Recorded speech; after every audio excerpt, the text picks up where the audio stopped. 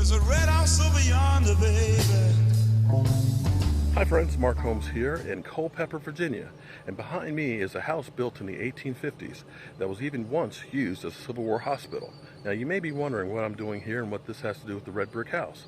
Well, I have a gentleman who's been kind of my Yoda, Alex, who's taught me a lot about construction work, and he has, believe it or not, got a load of the red bricks that were built back in the 1800s that we're going to use to fix it. Let's check out some of the footage. Management, okay.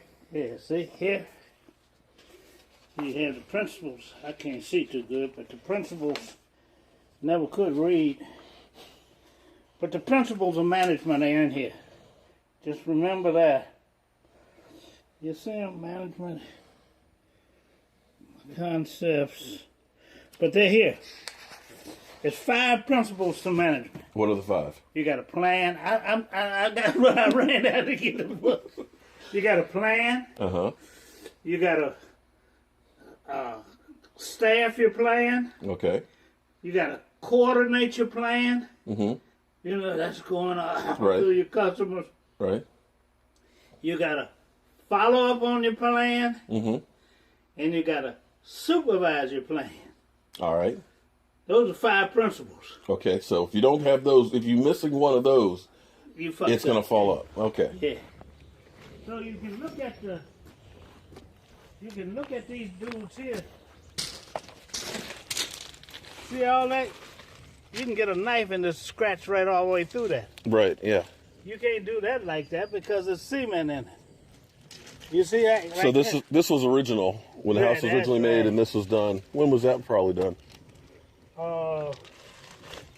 8 years ago. Oh, okay. Yeah. So that's modern. Yeah, see that? Right. Well, don't tear your house up now. No, but I mean, you can go on through that.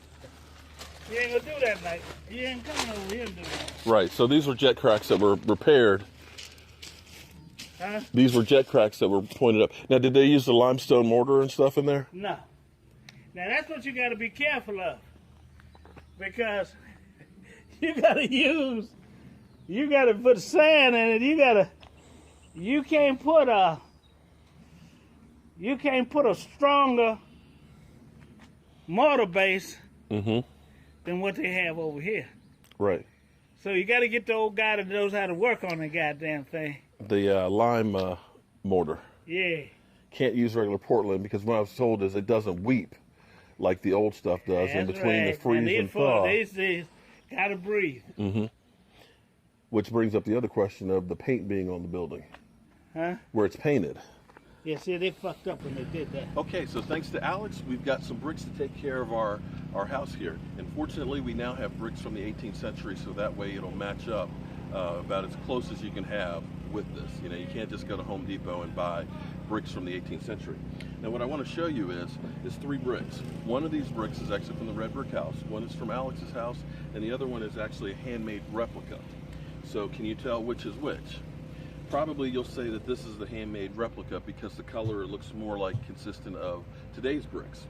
Well, this brick right here is a handmade one from the farmhouse of Alex's back in the 1850s. And this brick right here, you can see the red paint from the red brick house. They're almost an exact match. And to be sure, let's pull one of these that are loose out. Another handmade brick, same size, same color, perfect size. So Alex, thanks for having the bricks for me. So we're waiting on our brick mason to get here so that way he can assess everything that we need to do and get started on working on this. This is getting to be really, really exciting.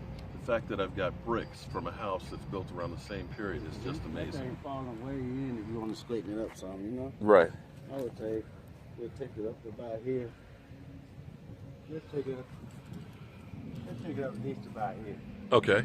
You know what I mean? And then we'll go through, and you'll go through and point all this stuff in here and lock it back in. Look as more as more prominent. You know what I mean? That's something we look like about from there to there, probably about 4 inches out of palm, you know? At least. And it's amazing that somebody tried to fix this. Modern bricks and stuff and made it worse. Yeah. That whole corner, the whole repair that they did just is completely coming out.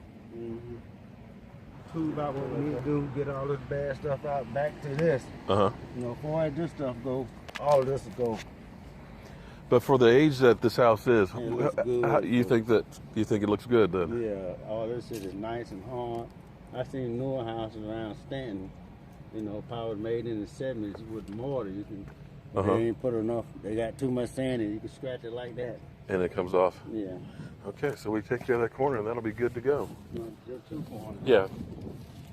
Because I'm looking at the rest of this stuff over here, even though the paint's off of it. I mean, that's tight. I mean, you could, my friend Alex's house, he could take his knife and scrape this stuff out. Yeah.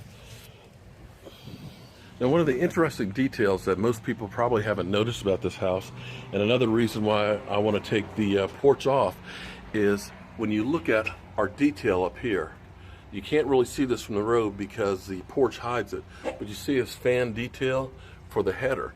Now, once we get this porch and everything off, we get our 3 sides put together like it looked originally. It's going to be really, really nice. See how that nice detail up there looks?